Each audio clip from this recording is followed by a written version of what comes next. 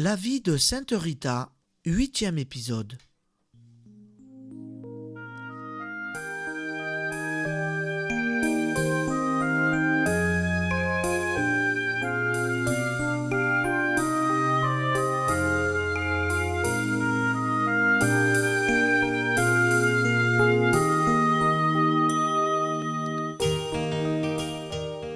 Née en 1381 dans les montagnes d'Ombrie, fille unique d'Antoine et Amata Lotti, Rita, comblée de grâce dès l'enfance, est entrée au couvent de Sainte Marie Madeleine de Cachia. Après la mort de son mari Paul de Ferdinand et de leurs 2 fils, introduite miraculeusement au monastère par Saint Jean-Baptiste, Saint Nicolas de Tolentino et Saint Augustin. Elle participe à la passion du Christ, en portant au front une plaie douloureuse et malodorante. L'année du jubilé 1450, c'est elle qui conduit ses sœurs en pèlerinage à Rome. La plaie restée douloureuse, mais devenue invisible, durant ce voyage, reparaît à son retour au couvent.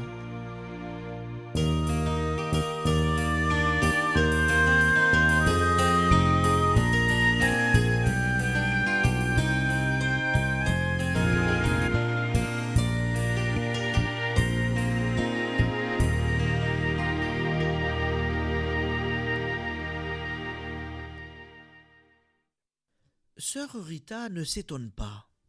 Elle se réjouit, au contraire, de se voir une fois de plus exaucée.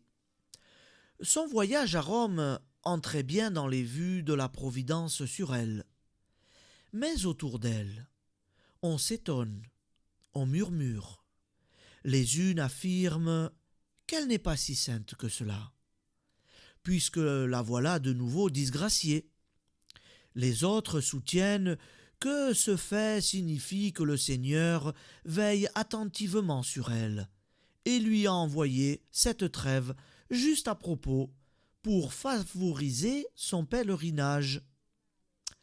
Personne ne connaît les secrets de ses dialogues avec Dieu et personne n'a besoin de les connaître. Seulement les conséquences de cette situation sont les mêmes que précédemment. Une nouvelle fois, Rita se trouve mise en quarantaine, partagée entre le respect pour cette faveur divine manifeste et le souci de préserver la sensibilité de ses filles. L'abbesse la soumet pratiquement à la réclusion. Seule une petite sœur vient en courant lui apporter ses repas. Plus question de lui poser des questions sur Rome. Cela sent trop mauvais dans ce réduit. Sœur Rita, donc, peut consacrer la majeure partie de son temps à la prière et à la pénitence. Elle s'y donne avec une ardeur renouvelée par le souvenir de son pèlerinage. Jamais encore elle n'avait réalisé à ce point la part qu'elle pouvait, qu'elle devait prendre à la passion du Christ. Plus que jamais, elle se flagelle et jeûne.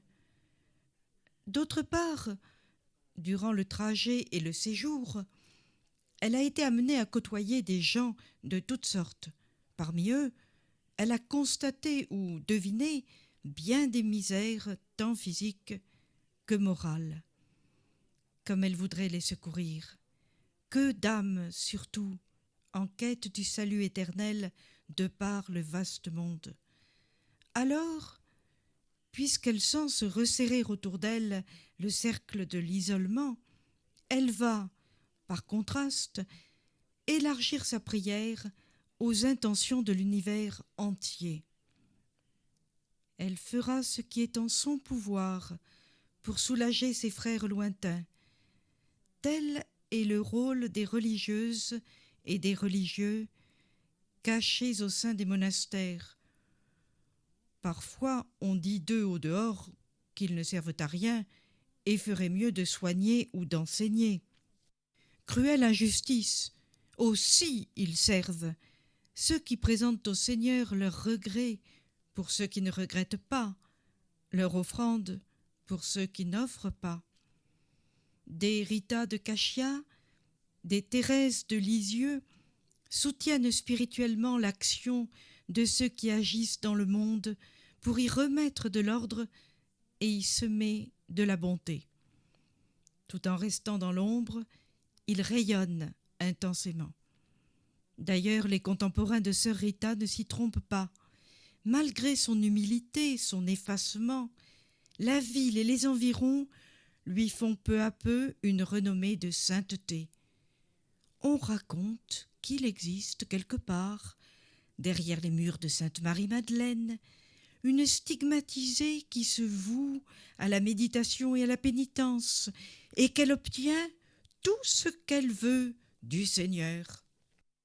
Quelques-uns des mendiants assidus à la porte du couvent l'ont aperçue sans doute, et ses compagnes n'ont pas été sans parler d'elle, plus ou moins en confidence, à des parents venus les visiter.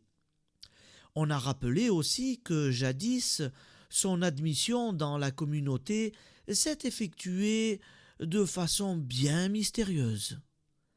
Des anciens ont même retrouvé dans leurs souvenirs des récits de leurs parents concernant la guérison miraculeuse d'un moissonneur près d'un bébé entouré d'abeilles. À cela s'ajoutent les prodiges dont on parle maintenant. La plaie disparue et réapparue n'est que l'occasion d'une renaissance de la légende dorée qui déjà se forme autour de sœur Rita. Les uns y croient, les autres non. Mais les premiers sont les plus nombreux. Peu à peu, on voit accourir à Sainte-Marie-Madeleine non seulement les malades et les indigents, mais des suppliants de toutes conditions. Ils ont en commun le même désir, voir sœur Rita, lui confier leurs soucis, leurs craintes, leurs espoirs, lui demander de prier pour eux. Mais sœur Rita reste invisible. Surprise d'abord, puis un peu contrariée par cette renommée qu'elle n'a pas voulu. Elle veut rester humblement dans l'ombre. Ce n'est pas pour se mettre en vedette qu'elle a choisi la vie monastique. D'ailleurs, elle ne pourrait pas approcher ces gens, qui s'enfuiraient à la vue, à l'odeur de sa plaie, et l'abbesse ne le permettrait pas. On lui transmet seulement les intentions des uns et des autres. À tous, elle fait répondre qu'elle priera pour eux. Ce qu'elle ne dit pas, c'est qu'elle se sacrifie aussi pour appuyer ses prières en faveur de ceux qui lui font confiance.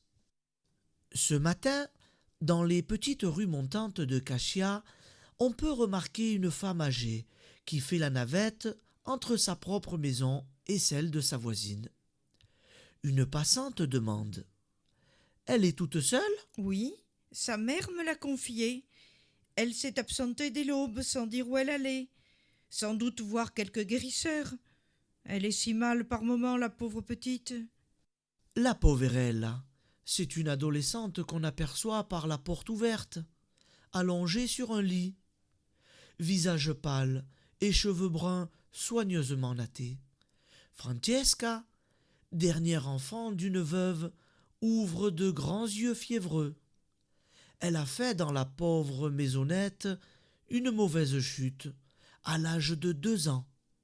Depuis, elle ne peut plus marcher et reste là, regardant tristement ses sœurs, ses amis jouer, courir, sauter. Parfois des élancements douloureux lui font monter les larmes aux yeux. Jamais sa mère ne la quitte si longtemps. Pourquoi ne rentre-t-elle pas? Et pourquoi, en s'en allant, lui a-t-elle fait promettre de prier bien fort? 1 heure plus tard, la maman revient d'un pas pressé, paraît au bout de la rue. Un attroupement, devant sa demeure, lui fait battre le cœur. Les pensées les plus folles tourbillonnent en un éclair dans son esprit. Mais qui donc se détache du groupe agité? Cette fillette aux joues roses qui bondit vole à sa rencontre, se précipite dans ses bras. Maman, maman, je suis guérie. Tu vois, je marche, je cours. Oh maman, viens danser avec moi. Riant et pleurant à la fois, la mère l'entraîne dans l'église la plus proche, et de là vers Sainte-Marie-Madeleine, en répétant dans son émoi: Merci Seigneur, et allons remercier aussi sœur Rita. Je lui avais demandé de prier pour toi ce matin. Dieu est bon, vive sœur Rita. Dans toutes les maisons, de toutes les rues, jaillit une population exubérante qui vient d'apprendre la nouvelle et qui suit les deux femmes jusqu'au portail du couvent. Frappant tous ensemble, ils alertent les religieuses paisiblement installées au réfectoire pour leur frugal repas. Bien entendu, sœur Rita ne s'y trouve pas. Dans sa cellule, elle jeûne et médite. Prévenue du miracle obtenu, elle se montre à la fois heureuse et gênée, fait dire aux deux visiteuses qu'elle partage leur joie et continuera de prier pour elles. Puis, bien vite, elle se replonge dans ses oraisons, reportant sur Dieu seul la gloire de cette guérison dont elle n'a été que le modeste instrument. Le soir même, ses sœurs la découvriront humblement prosternée au bas de la chapelle, le front suppurant plus que jamais. Au fond de son cœur chante une vibrante action de grâce. Les intercessions de sœur Rita seront, à partir de ce moment, de plus en plus sollicitées. Plusieurs fois encore, elles obtiendront des résultats, quoique moins spectaculaires que le premier, mais suffisants pour que sa réputation s'étende aux environs. Cependant, prise entre son désir d'effacement et sa compassion pour le prochain, entre les douleurs physiques et les joies de l'âme, entre la considération du plus grand nombre et le scepticisme de quelques-uns, Rita s'affaiblit à mesure qu'elle avance en âge. Bientôt, elle ne quitte plus son grabat. On lui fait transmettre des intentions de prière.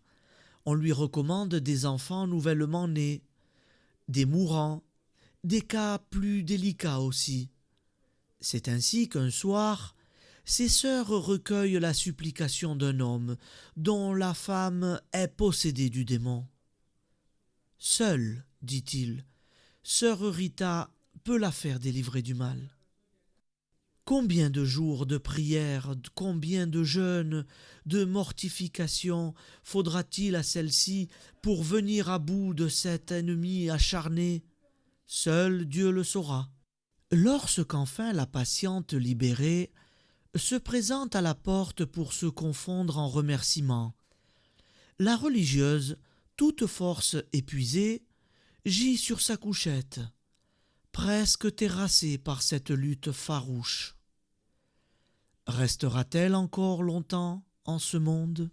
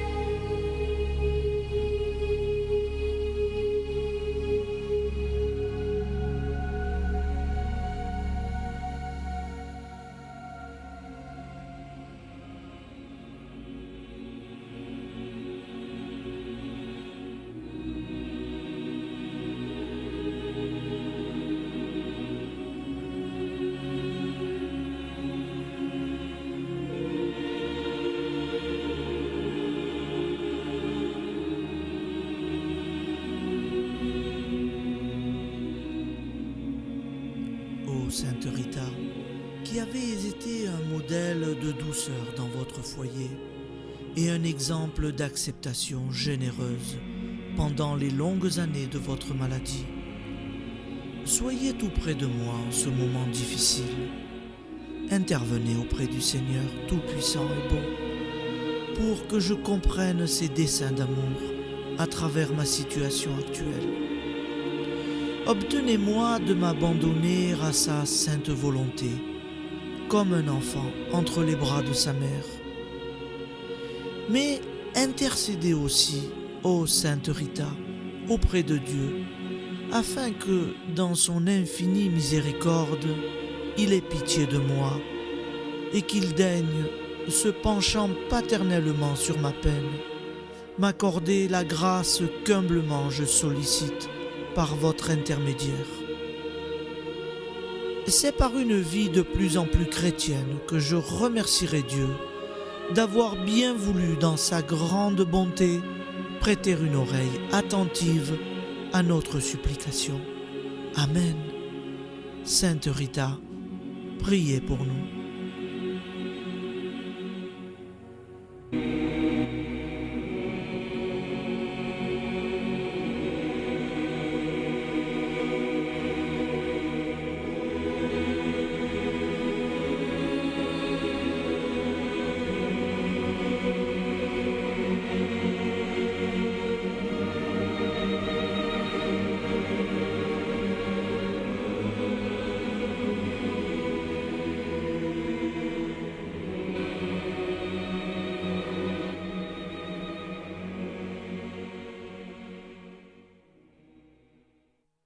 Au moment où sœur Rita, dans son couvent de Cachia, attire par son union à Jésus crucifié des grâces éclatantes sur son entourage, les âmes sanctifiées ne manquent pas dans son pays.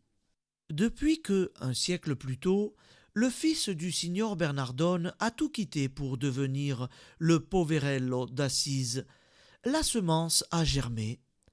Dans les différentes provinces de ce qui deviendra un jour l'Italie, on assiste depuis quelque temps à l'éclosion d'une véritable pépinière de saints.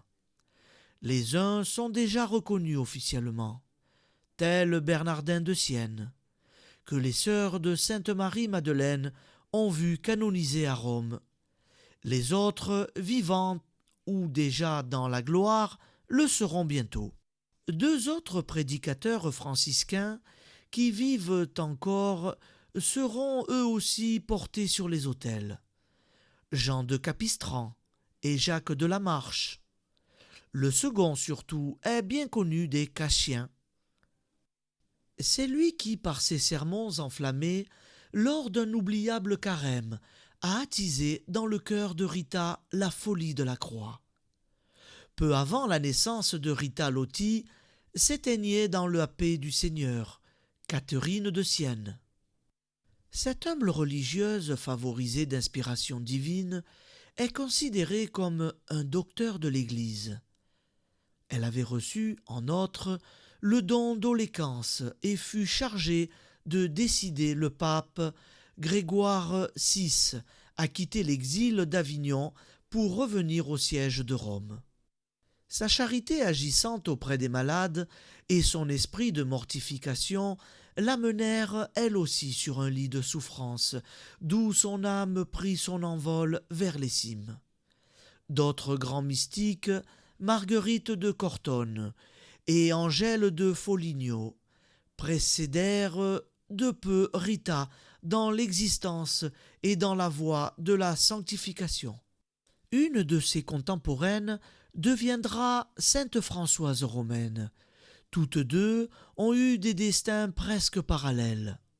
Françoise, riche praticienne de Rome, ce qui constitue à peu près la seule différence entre elles, fut, comme Rita, mariée contre son gré. Elle eut des enfants, devint veuve après de nombreuses épreuves, et termina ses jours au cloître.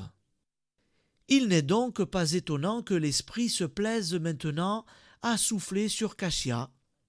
De toute évidence, on parlera beaucoup l'italien dans les jardins du paradis. Pour le moment, sœur Rita se prépare à son tour a achevé sa course terrestre. Elle ne quitte plus son grabat, s'alimente à peine. Pour elle, comme jadis pour Catherine de Sienne, la Sainte Hostie a fini par tenir lieu d'aliment corporel en même temps que de nourriture spirituelle. Plus que jamais, de l'intérieur comme de l'extérieur du monastère, on lui fait recommander des intentions de prière. Elle offre ses souffrances pour tous ceux qui se confient à son intercession. Pâle, décharnée, tourmentée de douleurs qu'elle dissimule de son mieux, elle n'a plus de vivant que les yeux. Ses yeux bruns, brillants, tant par la ferveur que par la fièvre. C'est ce regard qui frappe les rares religieuses, assez courageuses pour s'aventurer dans sa cellule, hors la sœur infirmière. Car l'épine est toujours là, et avec elle l'odeur, la terrible odeur, s'ajoutant au relent de sa maladie.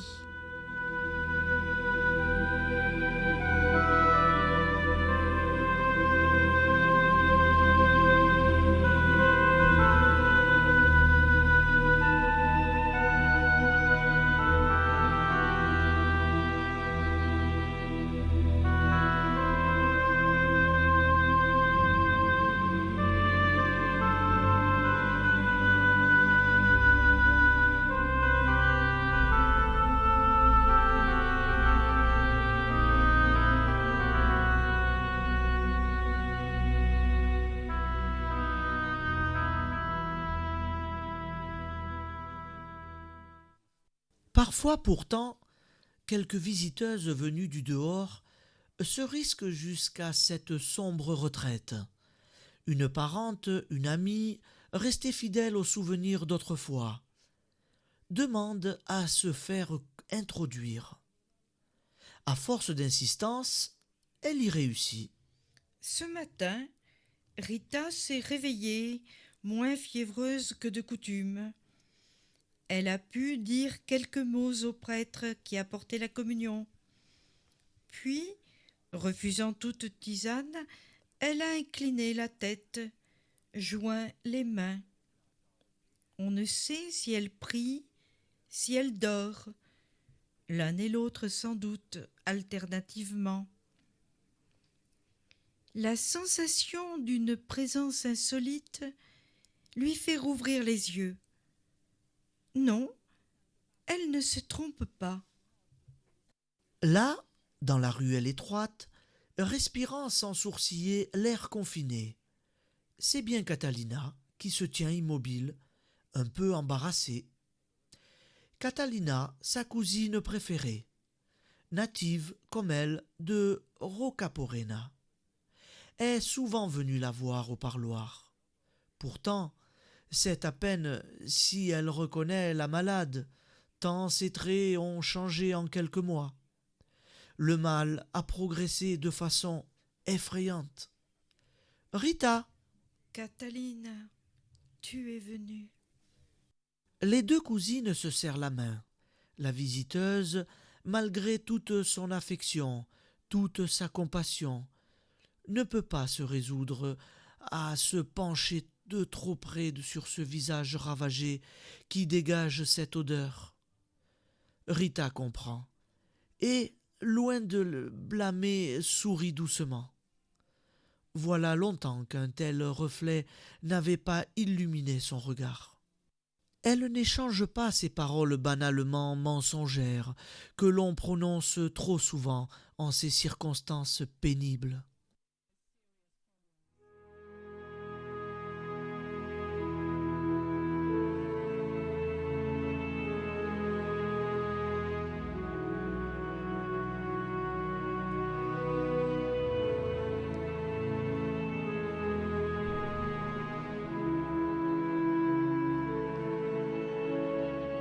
Rita se soucie fort peu d'une éventuelle guérison, sur laquelle elle ne se fait d'ailleurs aucune illusion. Elle ne vit que pour l'offrande. et dans l'attente de sa vraie patrie. Sa cousine, de son côté, connaît ses dispositions et a deviné que l'heure approche.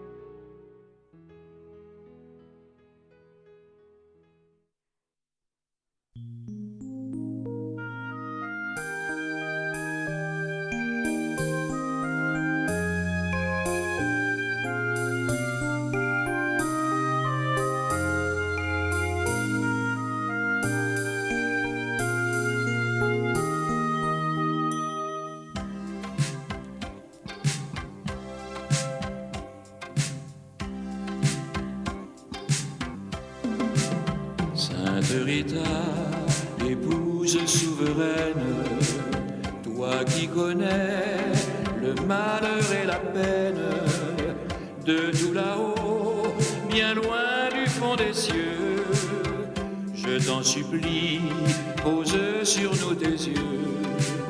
Sainte Rita, je fais une prière, là devant toi, pour que nos vies entières soient exaucées de tes bienfaits si doux. Pour tout cela, je t'implore à genoux. Sainte Rita, toi qui vois la souffrance des innocents qui sortent de l'enfance et la folie des hommes ici-bas, du haut des cieux, ne les condamne pas. Sainte Rita, demande à notre Père de nous aider à chasser la misère, de nous sauver en nous donnant la foi. Si tu le veux, je sais qu'il t'entendra.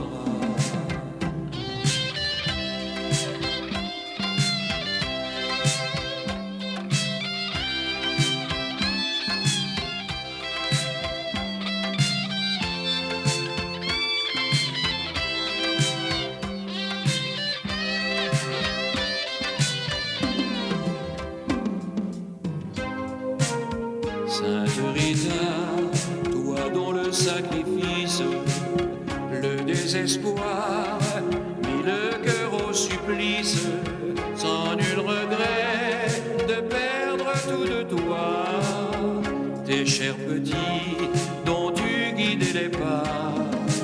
Sainte Rita, madone d'espérance, en te voyant, Jésus dans sa clémence, du haut du ciel, t'a prise par la main, et de ta vie, il refit le chemin. Sainte Rita, il fit de tes nuits noires un paradis, une si belle histoire, des jours si beaux que le monde en pleura, et dans sa gloire, il se pencha vers toi, en te confiant sa couronne d'épines, que tu serras tout contre ta poitrine, dans un grand ciel illuminé de joie. Jésus alors t'a prise dans ses bras.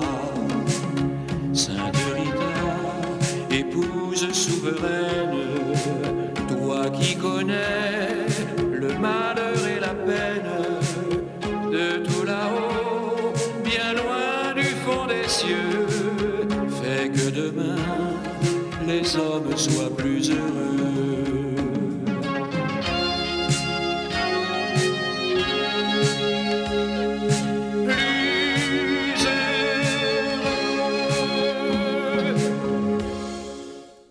Merci Roland Gerbeau. Amis auditeurs, une fois de plus, je vous rappelle que si vous souhaitez vous procurer cette très belle chanson, elle se trouve à l'église de l'Annonciation à Sainte Rita dans le Vieux-Nice.